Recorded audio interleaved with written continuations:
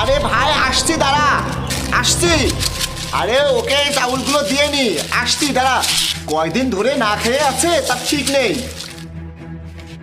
আরে এতগুলো টাকা! হয়তো সাহেব ভুল করে দিয়ে ফেলেছে, আমার তাকে টাকাগুলো ফিরিয়ে দেওয়া উচিত। কিন্তু আমারও তো টাকার অনেক প্রয়োজন। আমি যদি তাড়াতাড়ি টাকাগুলো জোগাড় করতে না পারি তাহলে আমারও তো অনেক বড় বিপদ হয়ে যাবে। কিন্তু আমার মা বাবা তো আমাকে সবসময় শিখিয়েছে কখনো কারো কষ্টের টাকা এভাবে নিতে হয় না। টাকাগুলো আমি তাকে ফিরিয়ে দিই, আমি কষ্ট করে ইনকাম করে নেব। শোনেন সাহেব। কি হয়েছে তোর? তোর আবার কি লাগবে? আমি তোকে চাল দিলাম, এটা তো তোর হচ্ছে না।